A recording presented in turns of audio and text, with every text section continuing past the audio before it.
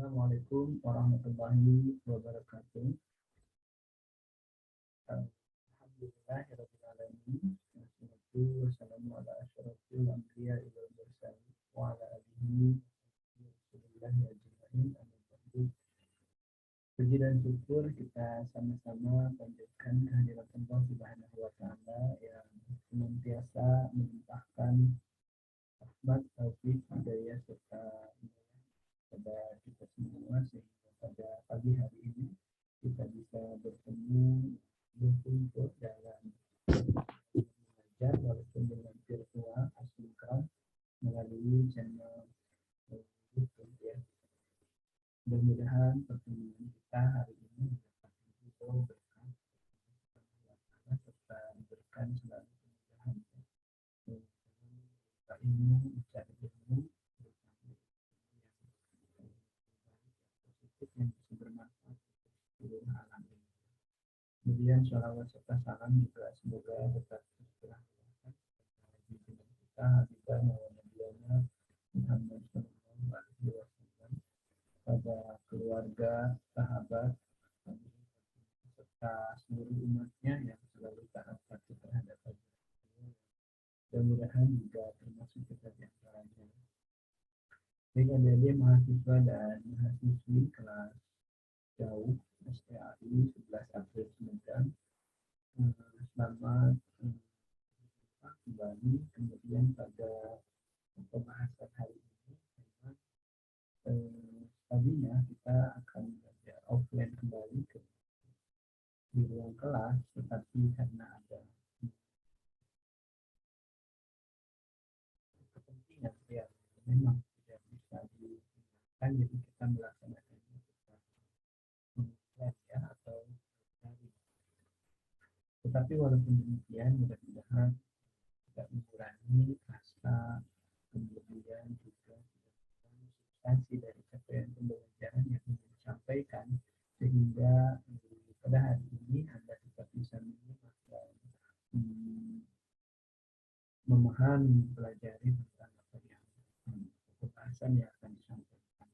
Kemudian pada hari ini kebetulan kita sudah melaksanakan saum dan semoga saum kita pada hari ini mudah-mudahan diterima Allah Subhanahu wa taala dan menjadi sebuah amalan ibadah untuk kita semua ya, karena banyak sekali amalan-amalan ibadah di bulan suci Ramadan ini tidak hanya ibadah saum ya, tentu saja banyak sekali ibadah-ibadah tadarus, kemudian juga berbuat hal-hal yang baik ini juga menjadi bagian tersendiri yang sangat istimewa di bulan yang istimewa ini. Kemudian pada hari sekarang 17 April 2020 ini, jadi kita juga berharap bahwa saum kita di hari kemudian sampai beres nanti diberikan kemudahan dan kelancaran ya oleh Allah Subhanahu wa taala, serta segala amal ibadah yang kita laksanakan setiap harinya, setiap saatnya ini mendapatkan keberkahan juga, mendapatkan juga pahala ya di sisi Allah. Kemudian berikutnya kita pada hari ini kita akan mempelajari atau pembahasan kita tentang karakteristik kewirausahaan. Seperti apa orang wirausaha memiliki karakteristiknya. Yang pertama, jika kita simak ya menurut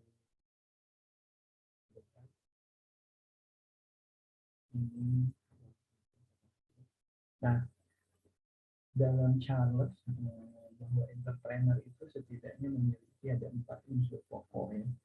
Yang pertama adalah jelas harus memiliki kemampuan ya. Yang kedua question, skill, sebetulnya juga knowledge juga ya. Jadi seorang entrepreneur ini harus bisa membaca peluang.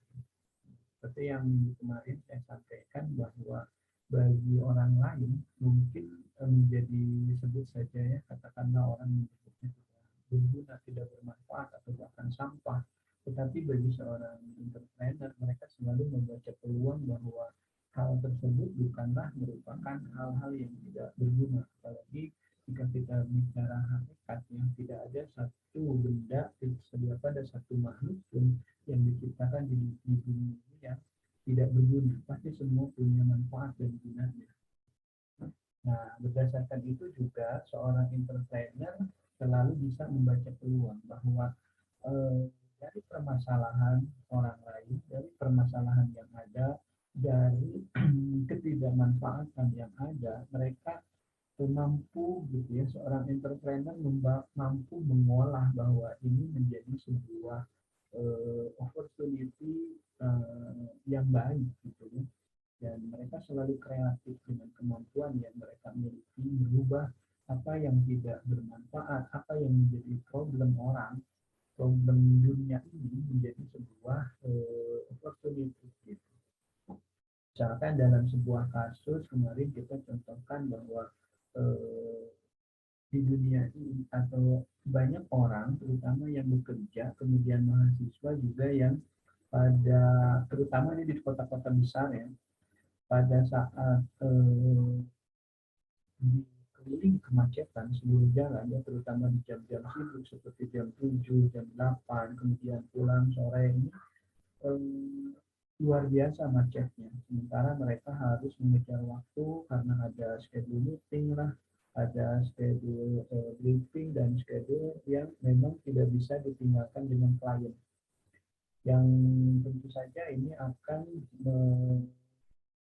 meminta ekstra menguras pikiran juga ya, karena sebetulnya mereka memakai kendaraan yang bahkan kalau dilihat dari sisi kecepatan ini bisa tinggi, mobilnya pun mewah dengan segala fasilitas, tetapi jika terjebak di kemacetan tetap saja mereka tidak bisa jalan. Nah, berdasarkan seluruh permasalahan ini, seorang entrepreneur ini mampu membaca peluang dan menyelesaikan solusi gitu.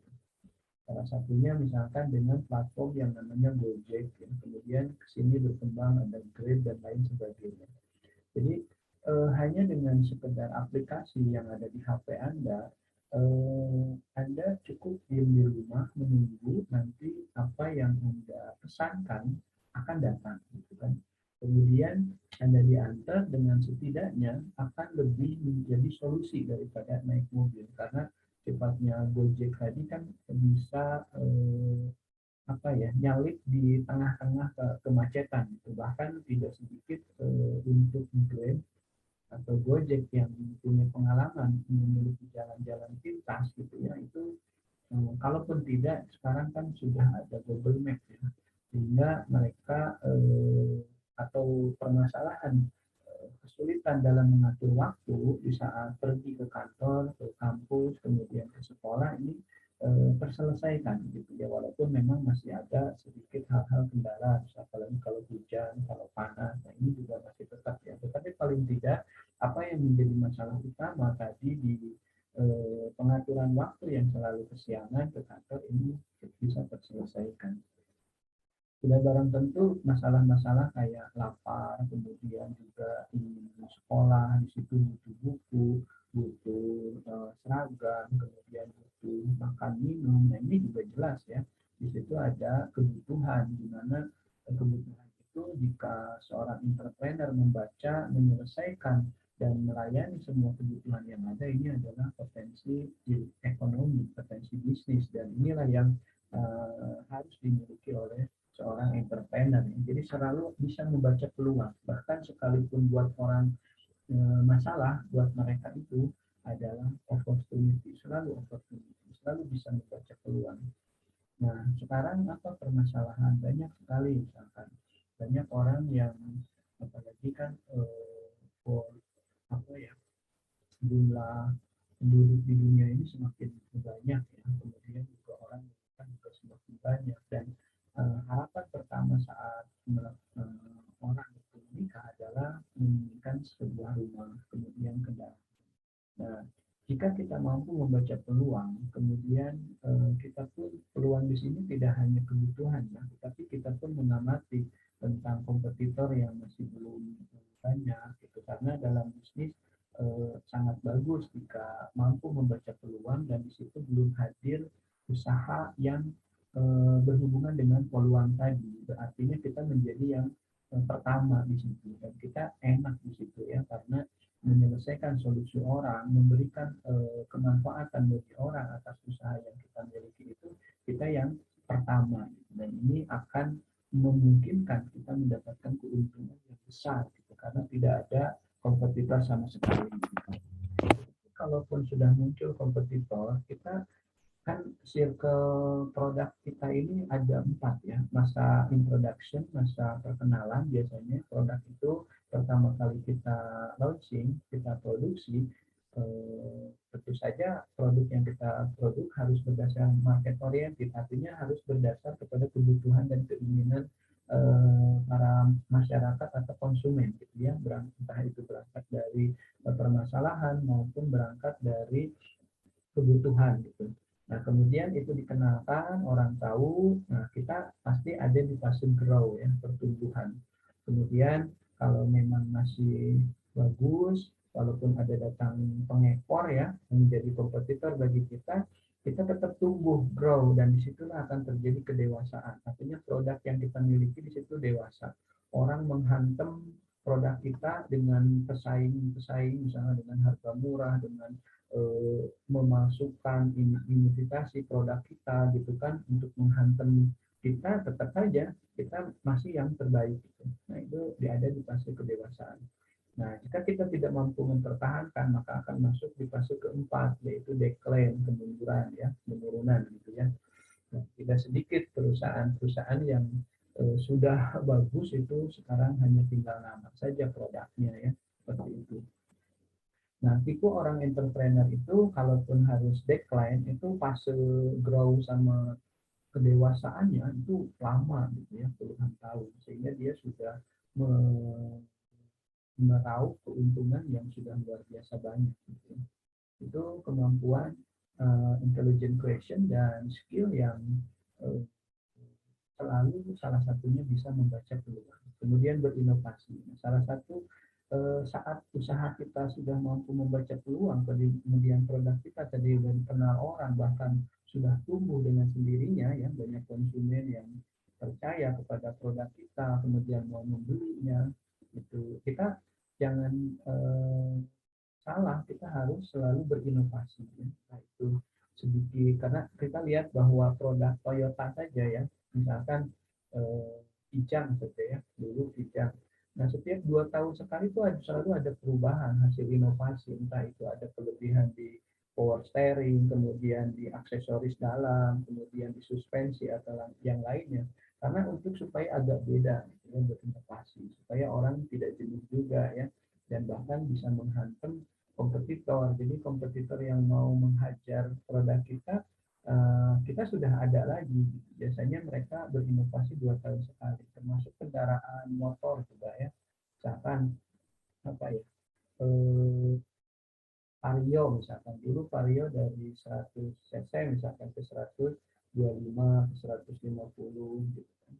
Seperti itu. Kemudian dulu ada Grand ya, motor Grand tahun 90 80-an itu motor Grand. Ada Grand kesininya, ada Grand Impreza kan, kemudian Black Impreza, ini sebagai inovasi. Jadi sentuhan inovasinya sedikit-sedikit atau mungkin juga langsung budget. Maksudnya banyak di sini sifatnya total kan dirubah gitu. Kalau ini kan sifatnya minor gitu ya. Ada mungkin dari sisi starter, mungkin sekarang Scoopy ya, Scoopy itu Honda. Nah itu sekarang bisa diremote kan, gitu. Jadi bisa di starter gitu kan dari jauh gitu. Kemudian yang lain-lainnya bahkan ada inovasi bisa ada casan HP. Gitu. Jadi ada supaya orang itu semakin konsumen itu semakin ini ya, tidak pindah ke hati. Gitu. Nah, kemudian memiliki kemampuan mengelola. Mengelola di sini tidak hanya mengelola dari aspek pemasaran ya, tetapi mengelola dari semua aspek. Nah, salah satunya adalah dari sisi pengolahan, memanage keuangan, kemudian memanage SDM ya, karena semua itu harus dikolaborasi secara komprehensif, tidak bisa parsial. Misalkan Anda mampu di bidang pemasarannya jago, tapi produksinya juga tidak memahami, ini juga khawatir ya. Kemudian pengelolaan keuangan, kemudian strategi, karena perubahan itu terus berubah, sehingga jika kita sekarang merasa menang, ada di zona nyaman, belum tentu tahun depan, belum tentu juga bulan depan, karena banyak nanti yang ingin masuk juga ke bidang usaha yang sama dengan kita. Jadi jangan heran jika Anda sudah di launching, terus masuk masa introduction, perkenalan, Anda langsung tumbuh, begitu tumbuh nggak lama langsung pemunduran lagi, nah, karena Anda tidak mampu memiliki atau kurang memiliki kemampuan ini. Ya, sambil berjalan semua orang juga berangkatnya jadi ketidakmampuan ya, tetapi seiring dia ini berani melakukan, kemudian berani berbuat, kemudian dengan pengalaman yang mereka pada akhirnya juga menjadi memiliki kemampuan, instingnya, skillnya terlatih, knowledge-nya terlatih, kemudian IQ-nya juga semakin ini ya, semakin terlatih, semakin karena membiasakan diri ya dengan membaca dan menganalisis. Kemudian kedua, ini ciri entrepreneur ini selalu memiliki keberanian ya. Keberanian di sini juga bukan berani terjun bebas begitu saja tanpa perhitungan ya, tetapi juga memiliki emotional question dan mental yang tangguh gitu ya. Salah satunya mampu mengatasi ketakutan. Karena salah satu ciri kita mau berusaha itu kadang-kadang kan takut rugi, takut salah ini, takut itu, sehingga apa yang peluang tadi sudah Anda baca, kemudian sudah bagus, nggak jadi kita lakukan. Kemudian peluang itu dibaca orang gitu, dan orang lain ya. Ini keberanian ini juga perlu ya gitu, karena kalau tetapi keberanian di sini juga bukan berani saja kemudian tanpa tadi ya memiliki kemampuan membaca peluang, kemudian mengelola, menjual, tidak seperti itu juga, paling tidak itu juga bahas, kemudian setelah dirasa bahwa ini sudah oke ya menurut kajian-kajian, maka berani lah untuk memulai ya. Jadi mengendalikan risiko juga ya. Jadi terkadang memang kalau siklus pendapatan usaha ini, kalau saya dulu sering sampaikan, itu mirip kurva penawaran ya. Jadi garisnya begini, kurva selalu dari titik bawah itu ke kanan atas, ke kanan atas. Jadi kalau semakin tinggi risiko usaha, biasanya semakin tinggi juga pendapatan yang didapat. Misalkan bisnis di ayam broiler itu dulu itu pendapatannya luar biasa, lumayan ya, saya bisa sampai dapat sekian, tapi risikonya juga besar, termasuk kematian, termasuk juga cuaca. Ini kondisi-kondisi seperti ini juga kalau yang ingin pendapat risikonya kecil ada ya, misalkan, tapi juga pendapatannya juga tidak jual-jualan seperti investasi yang tadi saya maksud ya, misalkan investasi di emas ya, itu saya kira risikonya kecil ya, tapi juga keuntungannya tidak drastis gitu ya, seperti berbisnis yang tadi ya, bahkan di pertambangan atau di yang lainnya ya. Paling risikonya sangat kecil lagi adalah uangnya disimpan aja di tabungan, itu risikonya kecil ya. Kecuali kalau memang di atas 2M banknya ada apa-apa, memang jaminan LPS kan hanya di 2 miliar. Nah, tapi pendapatannya juga kecil, per bulan berapa palingnya, seperti itu ya. Ini juga mampu mengendalikan risiko. Kira-kira usaha apa kayak sayuran, bisnis sayuran, sekiranya memang kita tidak terlalu banyak menjual, itu sayuran agak berisiko kan, kecuali nanti mampu mengatasi, mengendalikan risiko. Misalkan sudah kerjasama dengan tukang pasakan, jadi kalau pas bisnis sayurannya habis, itu udah pasti diolah untuk pasakan. Artinya tidak terbuang begitu saja, karena kan masa expire kadaluarsanya di sayuran itu kan cepat ya, cepat layu, kemudian cepat membusuk dan lain sebagainya. Nah, harus berani keluar dari zona nyaman. Jadi saat Anda misalkan sekarang merasa sudah enjoy dengan omset sekian, juga tetap harus berani. Artinya nanti mengeluarkan inovasi-inovasi, kemudian juga diversifikasi produk, memulai dengan produk-produk yang baru, gitu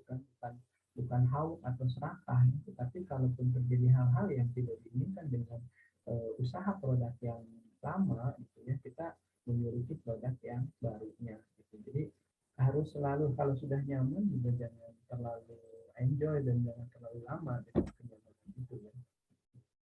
Kemudian yang ketiga ada keteguhan hati, ada motivasi diri di dalam hati ya, entah itu dari sisi agama, entah itu dari sisi ini apa ya, resisten gitu ya, gitu kan.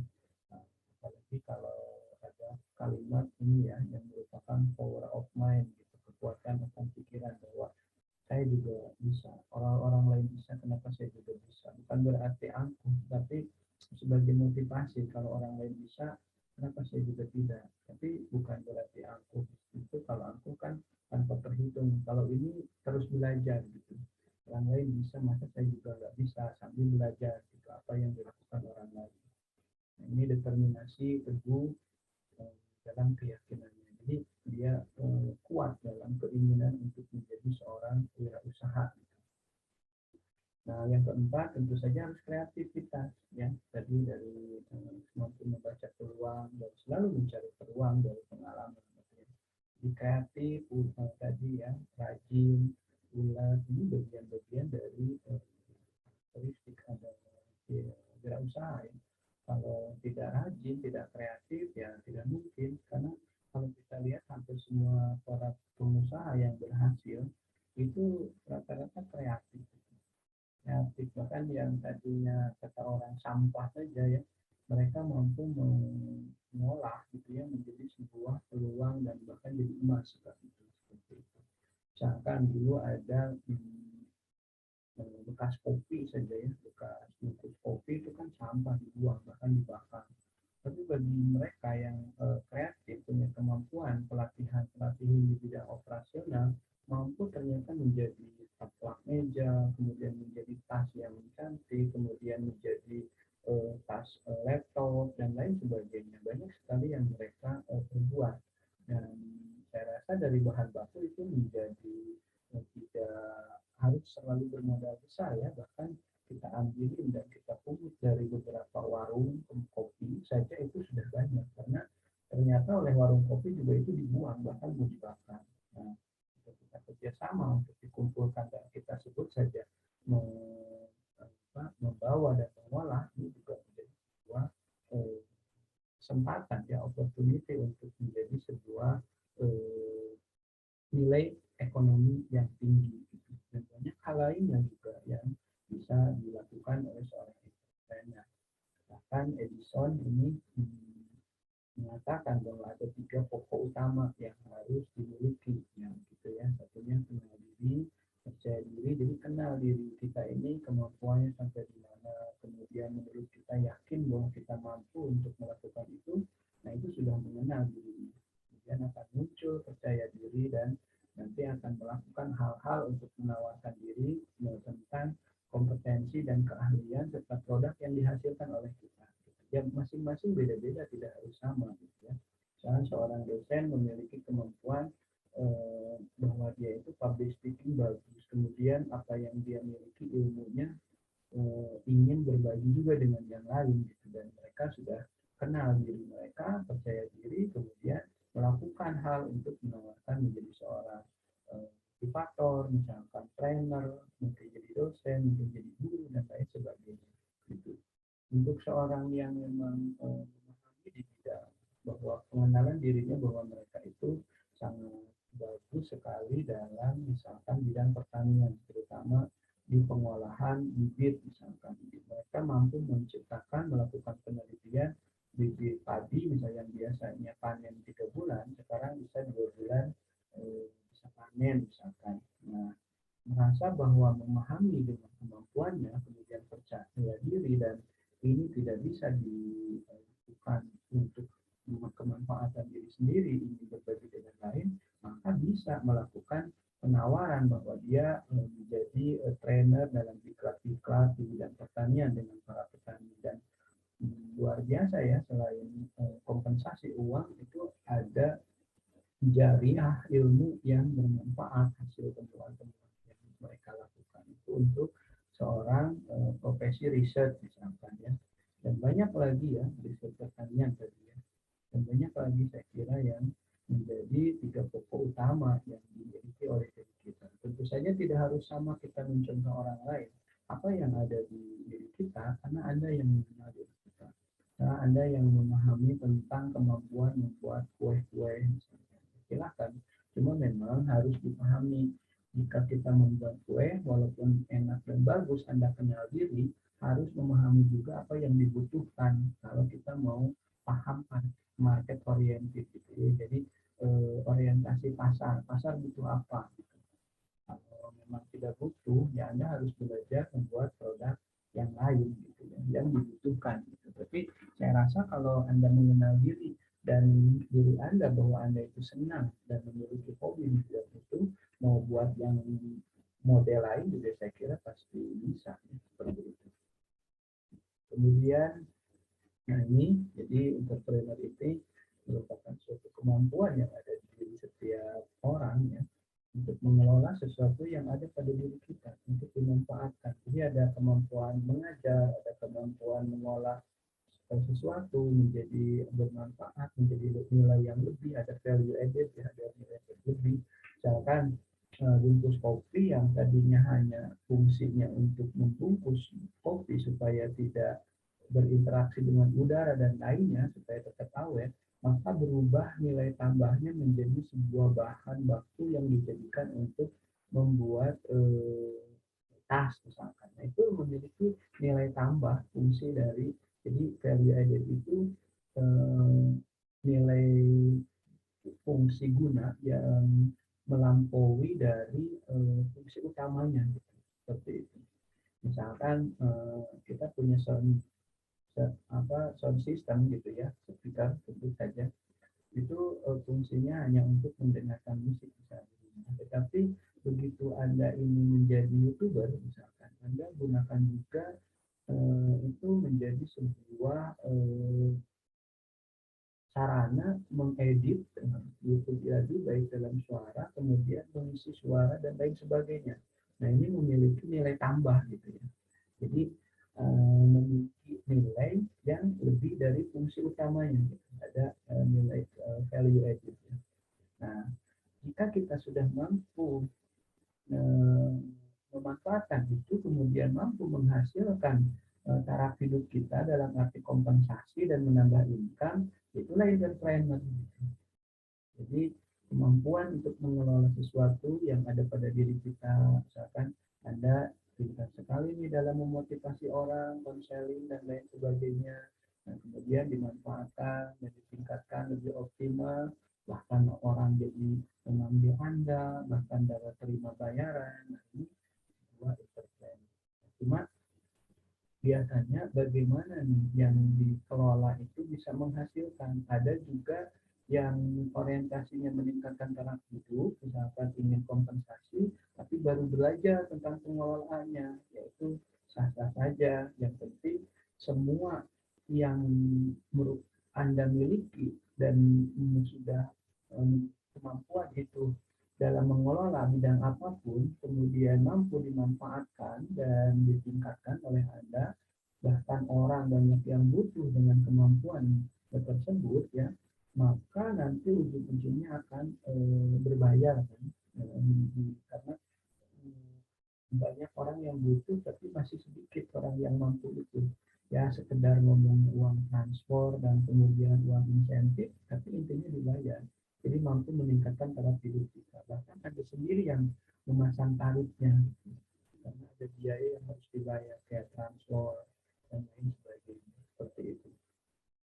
Nah, kemampuan seorang trainer sebut saja ya, atau motivator juga, mereka memiliki kemampuan untuk bagaimana memotivasi dengan cara yang bagus dan menarik, kemudian orang menjadi termotivasi gitu. Dan hari ini karena banyak orang yang pada saat, apalagi saat mengalami kegagalan ya, motivasinya menurun. Mereka sangat butuh support gitu, untuk memotivasi mereka. Nah, pada saat mereka sudah tersupport, ya wajar mereka membayar di sini kadang-kadang hijabnya ya, bukan karena bayar, karena ilmu sebetulnya tidak boleh untuk dijualbelikan sebetulnya ya. Tapi kan bahasanya bukan bayar ilmunya, tetapi bayar transport, karena mereka juga datang untuk memotivasi trainer untuk memotivasi kita ini kan pakai ongkos ya, kemudian juga menyusun materi juga butuh waktu dan tenaga yang harus disupport konsumsinya, minumannya, kemudian juga datangkan mereka juga memerlukan transport, kemudian makan dia juga harus terjamin karena dia sudah bekerja memotivasi kita sangat wajar. Dan pada saat dikalkulasi ternyata ukurannya besar itu ya wajar saja. Kemudian yang ketiga memang kemanfaatan saat si trainer itu memberikan semacam motivasi ya, itu pengaruhnya sangat besar sehingga biaya yang dikeluarkan para peserta sebetulnya bisa lebih kecil ketimbang manfaat yang didapat karena setelah mendapatkan motivasi dari motivator tersebut si para partisipan atau peserta tadi menjadi bersemangat, kemudian bahkan mengelola usaha mereka menjadi luar biasa berapa kali lipat untungnya. Walaupun mungkin ada yang memiliki sugesti saja, terlepas dari itu, output dan goal settingnya orang tadi menjadi termotivasi kan seperti itu.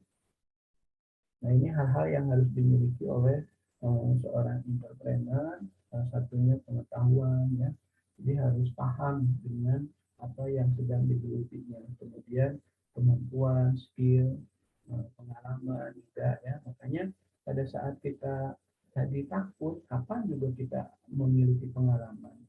Jadi memulai saja, kalaupun nanti sudah dengan perhitungan ternyata masih ada hal-hal yang kurang berkenan bahkan merugi, anggapnya itu bagian dari pengalaman supaya ke depan kita lebih berhati-hati dengan pengalaman yang sudah dimiliki. Kemudian juga penting juga jaringan karena jaringan di sini tidak hanya jaringan dalam pemasaran ya, jaringan dalam operasional, bagaimana memproduksi jaringan dengan para supplier ya yang memasok bahan baku untuk operasional, pembuatan usaha produk kita, kemudian jaringan dari sisi keuangan karena terkadang kita juga butuh suntikan-suntikan dana ya. Nah, makanya kalau tidak ada jaringan agak susah untuk mencari orang yang mempercayai entah itu pinjaman maupun investasi di usaha kita ataupun jaringan dalam MSDM dalam ilmu SDM ya karena perekrutan bisa saja kalau kita buat jaringan kita bisa minta bantuan kita bisa minta SDM yang ada bisa minta masukan tentang SDM yang dibutuhkan di perusahaan banyak lagi ya termasuk juga strategi kemudian yang harus dimiliki entrepreneur juga informasi ya. Informasi itu harus update terus ya karena apalagi informasi kebutuhan dari konsumen ini harus terupdate supaya kita terus melakukan inovasi perubahan yang lebih bagus baik terhadap pelayanannya maupun terhadap produk, terhadap harga dan lainnya. Jadi butuh informasi dan informasi lainnya. Kemudian sumber yang ada uang, bakat, lingkungan, keluarga, dan lain-lain juga harus support system ya dengan usaha yang kita lakukan. Waktu, masa depan, dan kesempatan ini juga beberapa hal yang harus dimiliki oleh seorang wirausaha. Kemudian ciri dan watak wirausaha saya kira semua kan sudah paham ya. Pertama cirinya percaya diri tadi ya. Kemudian selalu optimis ya gitu. Wataknya itu yang percaya diri itu yakin, tidak tergantung individualistis, tapi bukan berarti individualistis dalam arti jelek hubungan sosial ya. Individualistis ini itu artinya sebelum kepada orang lain dia lakukan sendiri gitu. Kemudian optimis, berorientasi pada tugas dan hasil, kebutuhan untuk berprestasi ya dia ingin selalu berprestasi. Kemudian ada orientasi keuntungan karena untuk mungkin mengubah kesejahteraan keluarga dan lain sebagainya gitu ya. Kemudian tekun dan tabah, tekad kerja keras, mempunyai dorongan kuat, energik ya biasanya dan selalu inisiatif, selalu leader inisiatif gitu ya. Kemudian dalam pengambilan risiko mereka mampu mengambil risiko yang wajar bahkan kecil sekali risikonya. Nah, dia bisa ya istilahnya mengkolaborasi antara yang menjadi kesempatan peluang dengan risiko. Tentu saja mereka akan mengambil opportunity-nya besar, kemudian risikonya kecil. Ya. Kemudian kepemimpinan, dia juga punya jiwa kepemimpinan ya. Jadi perilaku sebagai pemimpin, nah ini dalam membuka jaringan berteman dengan yang lain, ini juga selalu menanggapi saran dan kritik, jadi tidak alergi. Demi berkembangnya usaha yang mereka lakukan, mereka selalu menerima saran dan kritik, terutama dari konsumen. Selalu ada saran dan kritik. Misalnya kalau produknya di kuliner, misalkan packingnya kurang baik, kemudian juga rasanya terlalu kerasa apa gitu ya. Nah ini juga harus selalu menerima, jangan merasa sudah benar, nanti tidak ada yang membeli gitu. Terutama untuk saran dan kritik dari konsumen yang harus diperhatikan. Nah, ini koordinasi Milan, ini biasanya wataknya itu inovatif dan kreatif, serta di sini fleksibel ya, tidak kaku harus seperti itu gitu, tidak fleksibel. Apalagi kan mereka menyadari bahwa perubahan itu sangat berkembang sangat cepat sekali ya. Kemudian cirinya juga berorientasi pada masa depan. Jadi mereka punya visi gitu, punya misi bahwa di tahun sekian saya harus sudah posisi ini, sudah sejahtera sehingga tinggal ibadah kepada Tuhan. Misalkan di usia ini saya sudah harus sudah sukses, karena di usia ini tenaga kita sudah misalkan tidak sebagus sekarang. Kemudian usaha sudah kalah dengan para pengusaha muda yang nanti sudah akan bermunculan kembali. Misalnya, jadi dia itu punya visi-visi seperti itu, sehingga visi itu sebagai orientasi capaian yang harus dia lakukan. Dan pandangan ke depan ini yang disebut visi tadi paling tidak akan menjadi master plan-nya atau garis ukurannya gitu, sehingga kalaupun ada di penurunan ataupun di bawah garis master plan, mereka punya evaluasi dan peningkatan untuk melakukan ketercapaian gitu. Kalaupun sudah target, mereka bersyukur kemudian mampu mempertahankan target-target itu bahkan terus meningkat gitu. Sehingga pada akhirnya visi yang diinginkan misalkan dalam peta jalan atau roadmap tahun 40 usia 40 misalnya mereka sudah ada di sukses dengan pendapatan sekian, dengan perusahaan berjumlah sekian dan lain sebagainya, tergantung karena masing-masing visinya berbeda ya. Jadi kalau orientasi visi mereka, di usia ini saya udah ini dan ini, bahkan tinggal beribadah aja kepada Tuhan, menikmati masa pensiun, tetapi income tetap berjalan, itu hasil visi yang dibangun gitu ya, kemudian direalisasikan, dan kalaupun terjadi ya mereka terjadi pada saat usia benar-benar menginjak di usia 60-70-an, mereka merasakan di saat pensiun, walaupun menikmati hanya tinggal ibadah dengan Tuhan, tapi mereka mendapatkan income gitu karena sudah diproses sejak awal gitu, sudah direncanain sejak awal. Dan itu berarti apa yang menjadi orientasi ke depan sudah tercapai. Ada juga yang belum tercapai, tapi paling tidak kan tidak terlalu jauh gitu. Artinya kalaupun misalkan master plan-nya harusnya dituju, paling tidak dia kalaupun tidak tercapai ada di 4, gitu. Paling tidak sudah melakukan hal gitu, melakukan tindakan seperti itu. Nah, ini karakteristik wirausaha menurut Schermerhorn gitu. Ini ada pertama lokus pengendalian internal. Nah, ini aspek-aspek yang tadi ceritain juga fokus pada pengendalian internal ya. Termasuk juga biasanya seorang wirausaha juga jangan sampai gaya hidupnya juga berubah drastis yang menyita biaya-biaya yang lebih besar ya. Ini juga harus bagian dari pengendalian internal. Kemudian tingkat energi tinggi, kebutuhan tinggi akan tadi juga sudah dijelasin ya dalam ciri dan watak.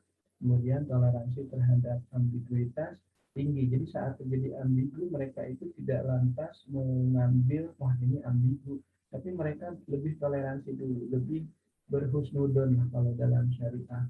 Jadi apa yang menjadi kesimpulan A atau bisa ke B, bisa ke C itu mereka mentolerirnya gitu. Ada toleransi karena semua aspek juga bisa saja menjadi bagian aspek yang terbagus. Kalau syariah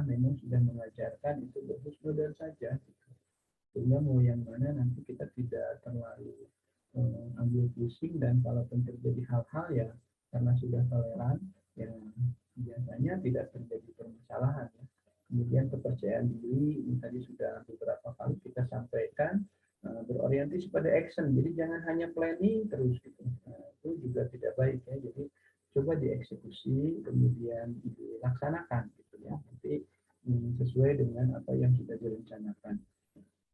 Kemudian kalau menurut Maskur, karakteristik ini semuanya juga karakteristik ya, cuma ada menurut beberapa pakar ya di sini, dan yang ini adalah menurut Maskur. Jadi keinginan untuk berprestasi saya rasa sama ya dengan tadi yang disampaikan oleh beberapa pakar sebelumnya.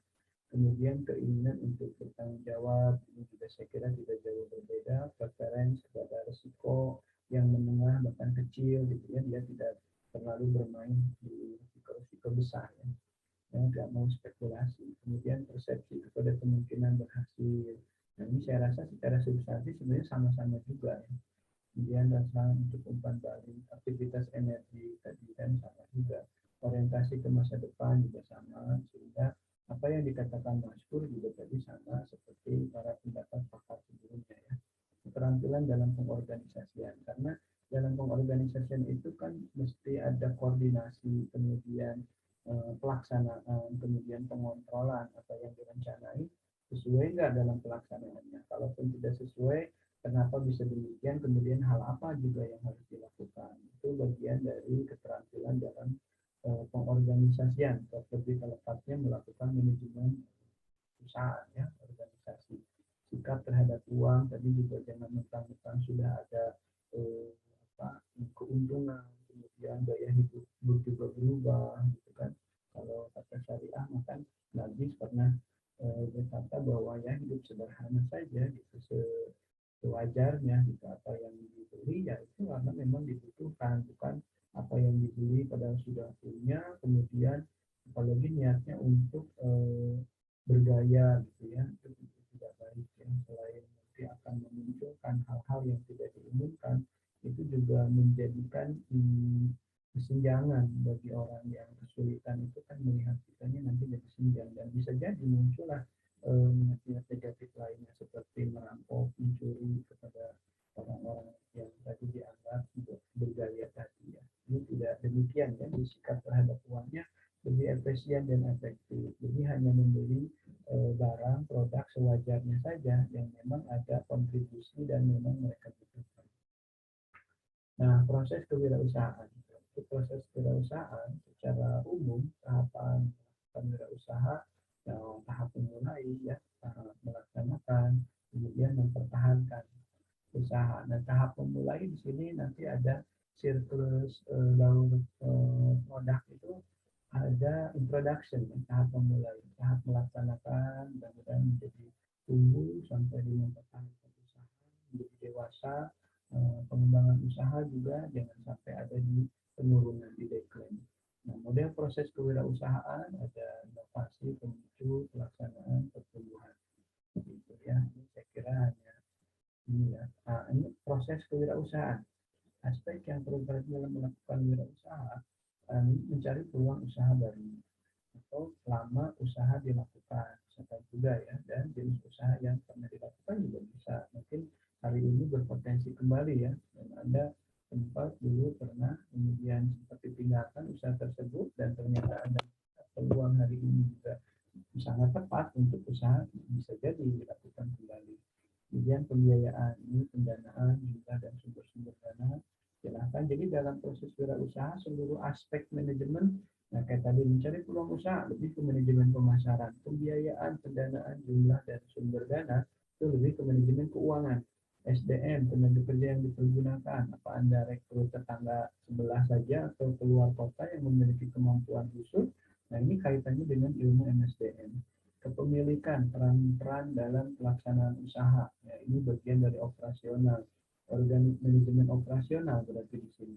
Nah ini organik pembagian kerja di antara tenaga kerja, ini juga masih kapasitas manajemen SDM, menyangkut tentang job description ya, pembagian kerja dan job specification.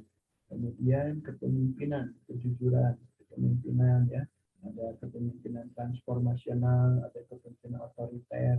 Kemudian juga kalau di sini jujur, agama, tujuan jangka panjang, proses manajerial. Jadi pemimpin itu ini kaitannya masih dengan MSD. Jadi harus mampu merencanakan, mengorganisasi, melaksanakan dan mengontrol POAK, ya, planning, organizing, evaluating dan controlling, pemasaran, lokasi dan tempat usaha.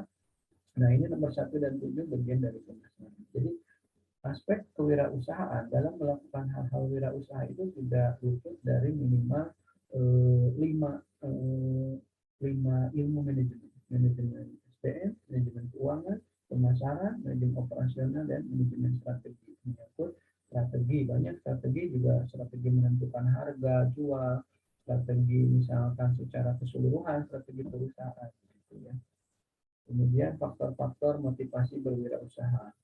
Biasanya tadi memiliki visi dan tujuan. Nah, jika tidak memiliki visi, tidak ada capaian yang harus dicapai. Mereka bekerja seperti air mengalir. Tapi kalau ada visi, itu enak. Sampai di mana kita. Kalau ketinggalannya, sampai di mana juga bisa kelihatan. Gitu ya. Sebagai kalau orang tukang bangunan itu masang seperti masang benangnya, itu masternya. Jadi kalau nanti terlalu ke atas, terlalu ke bawah, di situ kelihatan. Sehingga paling tidak terlalu jauh ukurannya dari benang yang sudah dibentangkan tadi. Kemudian memiliki inisiatif dan proaktif, ya, berorientasi pada prestasi, hampir sudah tadi juga dibahas, berani mengambil risiko, selalu kerja keras, bertanggung jawab, ya. Kemudian komitmen pada berbagai pihak, jadi kalau sudah ada janji dengan supplier, dengan konsumen, dengan pelanggan, itu harus komit, ya, konsisten terhadap komitmen yang sudah dijanjikan atau istiqomah, ya. Kemudian mengembangkan dan memelihara hubungan baik dengan berbagai pihak. Nah, ini ada pengalaman di lapangan. Ciri-ciri wirausaha yang pokok untuk dapat berhasil, jujur, jelas, ya. Dan nanti berani jujur kepada konsumen, kepada supplier, kepada rekan kerja, anak buah, atasan, perusahaan, dan lain sebagainya. Jadi tidak hanya jujur kepada konsumen saja, jujur dalam semua aspeknya. Nah, ini berani untuk menentukan kondisi sebagai mempunyai tujuan jangka panjang, tadi visi tadi, ya. Visi, kemudian kalau diturunkan nanti dalam rencana strategis, ada yang jangka panjang, pendek, dan menengah, ya. Kemudian jangka pendek nanti diturunkan lagi dengan renja, ya, rencana kerja, atau kalau di perguruan tinggi namanya RKP, rencana kerja anggaran tahunan, atau juga rencana operasional. Nah ini juga bagus untuk selalu berdoa, karena segala usaha sudah kita lakukan, sudah kita antisipasi. Nah, baru kita berdoa dan memohon kepada yang sang maha pemiliknya, ya. Nah ini ada tugas adik-adik. Yang pertama ada 2 tugasnya, ya. Pertama, mahasiswa mencari kasus-kasus wirausaha di sekitar tempat Anda tinggal, dan coba pahami karakteristik apa yang ada dalam wirausaha tadi, ya. Kemudian yang kedua, mahasiswa ditugaskan untuk membuat perencanaan usaha, ya. Nanti kaji dari aspek SDM-nya, perencanaan usaha Anda, dari aspek keuangannya, pemasaran, kemudian operasional, strategi, kalau bisa juga dari aspek hukumnya, legal, badannya bagaimana, gitu ya. Dan buatkan tugas 1 itu bentuknya makalah. Kalau tugas 2 selain makalah itu harus dibuatkan PPT dan nanti dipresentasikan. Misalkan siapa ya, lupa, misalkan perencanaan usahanya misalkan butik, ya, gitu. Nah nanti kenapa nih harus butik, kemudian pangsa pasarnya letak di mana, kemudian kenapa harus di sana, kemudian bagaimana penganggarannya, permodalan, dan lain sebagainya, bagaimana juga SDM-nya, bagaimana juga misalkan aspek apa lagi, ya, keuangan, strategi dan operasionalnya, ini harus dibahas dalam perencanaan usaha Anda, sehingga benar-benar usaha Anda ini selain layak, pantas, kemudian juga sangat logis untuk kita eksekusi dan untuk kita lakukan atau kita realisasikan. Mudah-mudahan nanti bisa dipresentasikan tugas yang ini, ya. kira untuk pertemuan hari ini saya rasa cukup ya, dan mudah-mudahan ini kan 2 SKS ya, tidak akan lama juga. Mudah-mudahan pertemuan hari ini nanti ingat tugasnya, kalau ada yang sudah bisa minggu depan sudah bisa dipresentasikan ya dan dikumpulkan. Tugas pribadi itu semua ya, jadi presentasinya per orang.